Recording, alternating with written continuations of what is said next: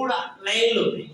ఈ 3 లైన్లలో చాలా మంచి మాట ఉంది. నేను మిమ్మును చేర్చుకుందును, మీకు తండ్రినై యుందును, మీరు నాకు కుమారులను కుమార్తెలనై యుందురని సర్వశక్తి గల ప్రభువు సెలవిస్తున్నాడు. హల్లెలూయా. దేవుడు చెప్తున్న మాట ఏమిటి అనంటే, ఎవరు నిన్ను చేర్చుకోకపోయినా, ఎవరు నిన్ను కాపాడకపోయినా దేవుడు నిన్ను చేర్చుకోవాలని ఆశపడుతున్నాడు. కొన్ని సందర్భాల్లో చాలా మంది కుమిలిపోతూ ఉంటారు. నాకు ఎవరు లేరండి, నేను అంటానండి, నా బాధలు అందరూ నా చెయ్యి విడిచేశారండి. అట్లాంటి మనసు కలిగిన వారు, మనస్తత్వం కలిగిన వారు ఎవరైనా ఉంటే మీ కొరకు ఒక తండ్రి వేచి ఉన్నాడు. హల్లెలూయా. మీ కొరకు ఒక తండ్రి ఉన్నాడు.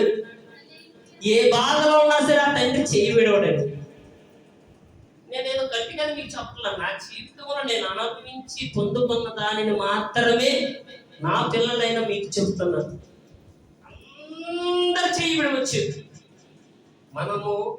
మనల్ని కన్నవారు చెయ్యి విడిచి ఉండొచ్చు, మనల్ని కన్నవారు చెయ్యి విడిచి ఉండొచ్చు, మన కన్నవారు చెయ్యి విడిచి ఉండొచ్చు, మన కట్టుకున్న వారు చెయ్యి విడిచి ఉండొచ్చు. కుటుంబ సంబంధమైన అందరూ కూడా, కుటుంబ సంబంధికులందరూ కూడా, రక్త సంబంధికులందరూ కూడా చెయ్యి విడిచి ఉండొచ్చు. యేసయ్య మాత్రం మనం చేర్చుకుంటాడంట. హల్లెలూయా. చేర్చుకోవడమే కాదు, ఒక చక్కటి మాట అన్నాడు, మీరు నా కుమారులను కుమార్తెలనై యుందురని సర్వశక్తి గల ప్రభువు సెలవిస్తున్నాడు. హల్లెలూయా. ఇప్పుడు ప్రభువుకి మనం ఎవరు అండి? చెప్పాలి. ఎవరు? దేవుని పిల్లలు. ఓకే, సబ్జెక్ట్ అంతా చక్కగా గుర్తుపెట్టుకోండి, చక్కగా అడుగుతాను.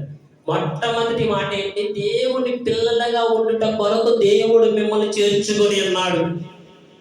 ఈ స్థలములోనికి మనం ఎంతమందిగా కూడి ఉన్నామంటే, ఎవరో చెప్తారు, ఏదో చెప్తారో, లేకపోతే ఏదేదో మాట్లాడితే రావా. దేవుడు సమకూర్చాడు.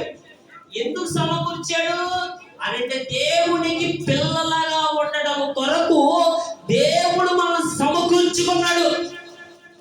లోకములో వెలివేయబడి, లోకములో నిందింపబడి, లోక శ్రమలకు తాళలేక మన విశ్వాస యొక్క నావ సాగడానికి బరువుగా అలలు కొట్టుకుని పోతుంటే, ఆ విశ్వాస నావ సాగలేక ఓడ బద్దలైపోయినంత పరిస్థితిలోకి వచ్చినప్పుడు ప్రభువు మనలను ఆ పరిస్థితి నుంచి బయటికి తీసుకురావడం కొరకు ఈ దినమందు ప్రభు మనం చేర్చుకొని అన్నాడు. హల్లెలూయా.